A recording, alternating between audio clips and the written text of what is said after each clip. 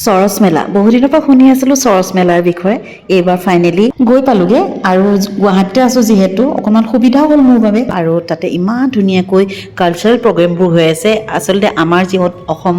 মহোৎসৱ হয় বা কিবা কিবি তেনেকুৱা ট্ৰেড ফেয়াৰ হৈ থাকিলে যেনেকুৱা হয় একজেক্ট কিন্তু ইয়াত গোটেইবোৰ মানে আত্মসহায়ক গোটেই মানে অল ইণ্ডিয়া বেচিছত যিমানবোৰ আছে সকলোবোৰ আহিছে আৰু হাতৰ কামৰ বস্তু বেছি ওলাইছে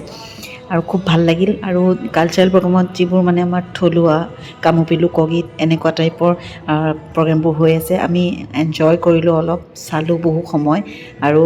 গোটেইবোৰৰে নামবোৰ আচলতে মই ইমান নাজানো কিন্তু খুব ধুনীয়া প্ৰগ্ৰেম হৈছে চাই মানে ভাল লাগিল আমি এনজয় কৰিলোঁ তাৰপিছত এয়া চাই পেলাই আমি দুটা চাইডে আছে দুটা হল নাম্বাৰ 1 হল নাম্বাৰ 2 আমি প্ৰথমে হল নাম্বাৰ 1লৈকে গ'লোঁ এয়া আমাৰ থলুৱা যিখিনি মহিলাই উৎপাদন কৰে সামগ্ৰী সেইবোৰ দেখা পালোঁ তাতে আকৌ গৈ থাকোঁতে শুনা পালোঁ মানুহ এগৰাকীয়ে কৈছে অধিক মাছত বগলী কণা সঁচাকৈ হয় ইয়াত মানে যি দেখিছোঁ নহয় এইখিনি হৈছে মহাৰাষ্ট্ৰ পৰা অহা নেকি মোৰ পাহৰি থাকিলোঁ নামটো কিন্তু খুব ধুনীয়া হেণ্ডমেড ইয়েৰিংছ আছে মানে বহুত কিবা কিবি আছে আৰু যিখিনি বস্তু মানে আমি বেলেগত মই এই বস্তুটো মই দেখা নাই আমাৰ ইয়াত মোৰ লগত গৈছিল নীনা বৌ আৰু মোৰ বা নিকন বা গৈছিল আৰু যুজু মই তাৰপিছত আমি গোটেইবোৰে এয়া চালোঁ তই কি পচন্দ কৰিছ যুজুৰ আকৌ এইবোৰহে পচন্দ হ'ল তাক সুধিছোঁ তোৰ এইবোৰহে পচন্দ হৈছে নেকি তাৰপিছত মই চালোঁ এয়া অকণমান এটা ইয়েৰিংছ দেখিছোঁ মানে আমাৰ অসমীয়াৰ জোনবিৰিৰ নিচিনা খুব পচন্দ হ'ল মোৰ সেই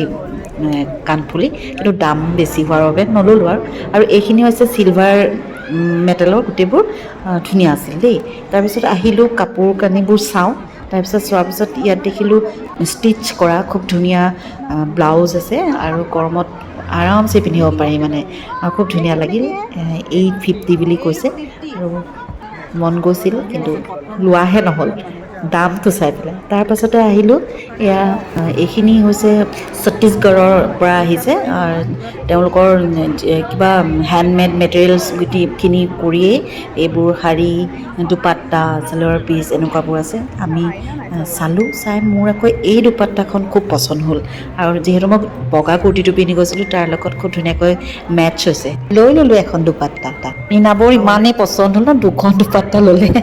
দাম বৰ বেছি নহয় কিন্তু দেই 200হে লৈছিল আৰু দামে দৰে পতিলা ল'বলৈ মানে ৰৈ থাকিব পাৰিনি আৰু এয়া ছত্তীশগড় পৰা আহিছে খুব ধুনীয়া মেটেৰিয়েল ভাল লাগিল আৰু শাড়ীবোৰো দাম আছে কিন্তু ধুনীয়া আৰু এইখন ফাইনেলি লৈ ল'লোঁ লোৱাৰ পাছতে এতিয়া অকণমান ফুড ষ্টল অকণমান চালোঁ চাই পেলাই যুজুৱে কৈছে মই এথনিক কিবা এটাহে খাব মন গৈছে বাৰু ঠিক আছে তেনেহ'লে আমি বাহিৰতে খামগৈ আৰু তাৰপিছত এয়া সি অকণমান মোক ভিডিঅ' কৰি দিছে মই তাক কৈছোঁ এতিয়া হ'ব বাৰু এইখিনি আমি কৰিলোঁ চালোঁ এতিয়া বাহিৰৰখিনি চামগৈ বাহিৰত বহুত মানে ভাল ভাল বস্তু দেখি আহিছিলোঁ তেনেহ'লে বোলো এতিয়া আৰু আমি বাহিৰলৈকে চাওঁগৈ তাৰপিছত ওলাই আহিলোঁ এয়া এতিয়া দেখিছোঁ হেণ্ডমেড ডিনাৰ ছেট আৰু প্লেটকেইখন মানে অকণমান গধুৰ কিছুমান অলপ পাতলো আছে মানে অধিক মাছত বগলী কণাটো সঁচা দেই কি লওঁ কি নলওঁ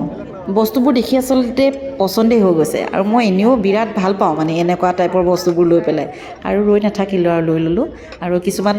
অকণমান ডিফেক্ট থকা মেটেৰিয়েলবোৰো বেলেগ কম দামত বিক্ৰী কৰিছে 20 ৰুপিজত পাই এয়া দুটা বেগ ভৰ্তি কৰি গুচি আহিলোঁ তাৰপাছতে সৰু দাদা ওলালেহি আমাক নিবৰ বাবে আমি বোলো বিপণন ক্ষেত্ৰত চাহ খাওঁ